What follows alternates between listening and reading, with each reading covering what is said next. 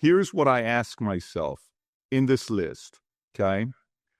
It says, only give energy to billion-dollar ideas or ideas that feed the billion-dollar flywheel. Okay, what does that mean? You just asked a very different question. I'll explain to you. I sit there and I ask, because, we run 9 different business units. So I'll sit there and say, all right, so we have if we hire a director of digital media, somebody that runs our digital media company, okay? Then we have a director of merchandise. A guy I was on a call with today, right after I had the podcast. I interviewed him last week. Then if we hired a general manager of BDC, or if we hire a WOW department, customer service, that manages all our customer relationships in a company, Connect, Shoes, BDC, Vault, it doesn't matter, all of it, right? We make the list of all the hires that we have. If I had my list here of HR, I would show it to you. Then when we create those, oh, there you go. Okay. So when we create this HR list, we make a list of our top 10 hires. And the top 10 hires, they get processed. Like this was our top 10 hired 6 months ago. Number 1, HubSpot implementation engineer is what we needed. Number 2, talent booker. 3, director of merchandising.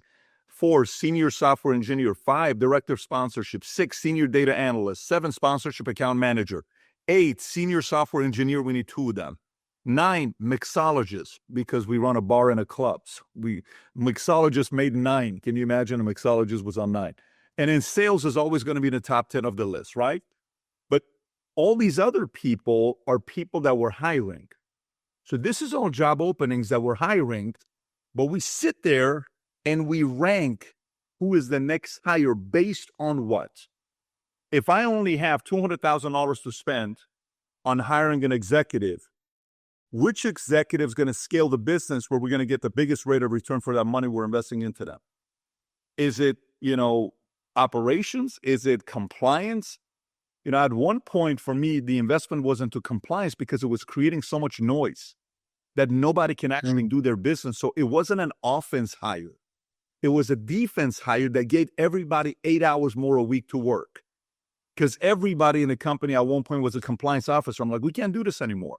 We need somebody that all day focus on all days compliance. So you know that better than I do. I can't sit there. If I was in your office right now and I'm going through the list asking questions, by the time I was done, I would say, okay, I think this is your next 3 hires.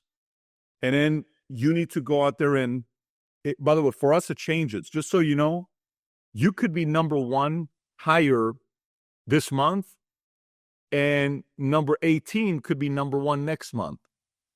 Because we need somebody to run the studio because it's creating so much noise.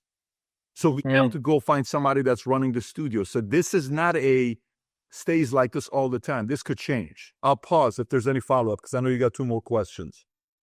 So more or less, it's follow the noise or lack of noise if you don't see it. No, that's not what I said. No. Number 1 is, what is the biggest problem I'm solving? Because if you're just thinking noise, that's a sustaining mindset. That's not a mindset of exploding the company. I want to solve big problems. Who in here is going to can we hire that can solve a massive problem for us? Okay. Yep. And then if it's creating noise, then I hire sometimes for noise. Like the HubSpot engineer, we're hiring that because it created a lot of noise. So we needed somebody there. I'll pause. Perfect. Thank you. And what should be my main priority the first weeks and for the future after getting my first EA? Most likely buying back all my time, but additional to that. A part of it is buying back time. The other part of it is improving.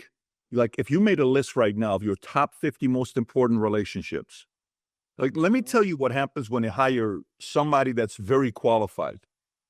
If you hired me as your EA, I would sit there and I would ask you, I want your office to be presentable. I want anybody to come in. Their impression of you has to go higher. A good EA makes everyone's impression of you higher. Office, presentation, walking in from lobby, When you go to a restaurant, the EA will call and say, this is a high-profile CEO of a business locally, so please make sure he's being taken care of because we've had some bad experiences other places. He likes to sit in a corner. If you don't mind, you can put him here. Just make sure the AC is not hitting the back of his head. He doesn't like that. Can you please make a note in that in your restaurant? As funny as this sounds, that's kind of how I am. Yeah. I want the notes in every restaurant that I go to. And then here's the other thing.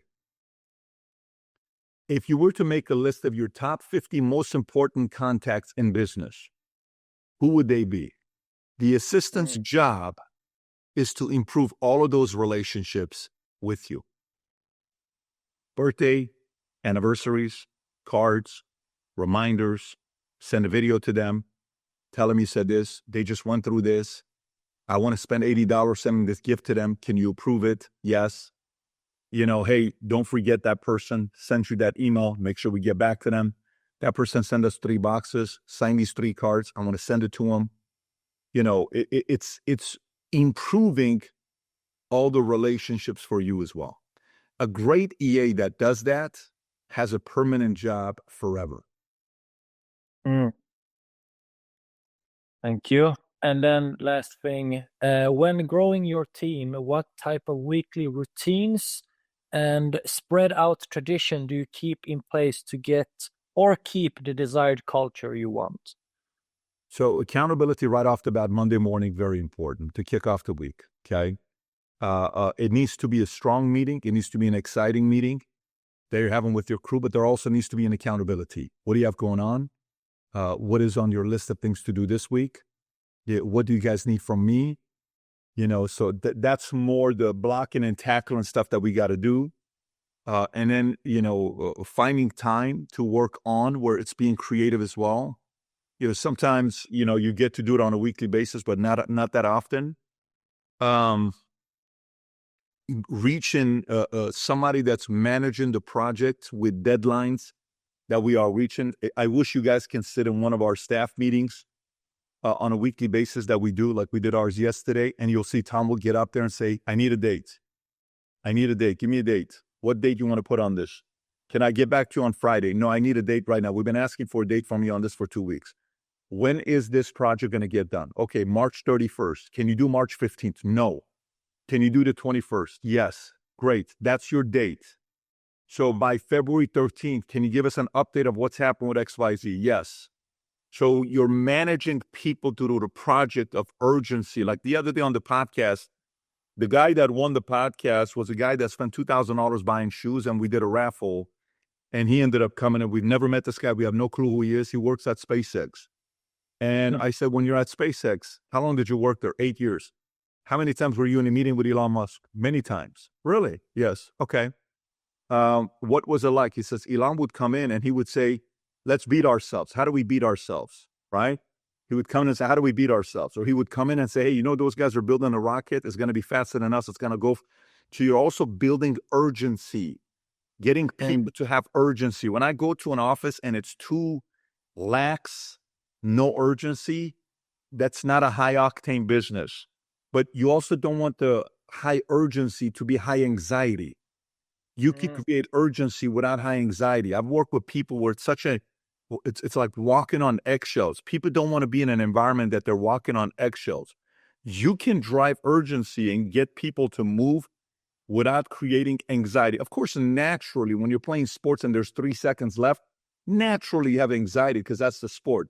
But imagine if there's 3 seconds left and I'm your teammate. I'm like, you better make it. You better get it. Come on, son. And you're like, dude, just leave me the F alone. Just, so you don't want to add that additional anxiety that the business is already providing, finding a way for people to hit while still hold them accountable. What you just saw here is an interaction we're having with a CEO, a founder, and executive, different challenges that they're facing at Bet David Consulting, a firm we run where we do engagements for many business owners from 60 plus countries around the world. It could be a person that's trying to exit and they need a pitch deck to be in place. It could be a company that's having a hard time with accountability with their executive team or their leadership team.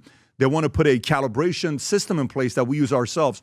It could be a conversation about somebody that wants to improve their compensation plan to create a little bit more momentum and drive with their leadership team or their sales team, or it could be conflicts between business partners that is taking place. A wide variety of things that we do for our clients at BetDavid Consulting. If you want to learn more, go to betdavid.com, fill out the information. Somebody will get a hold of you.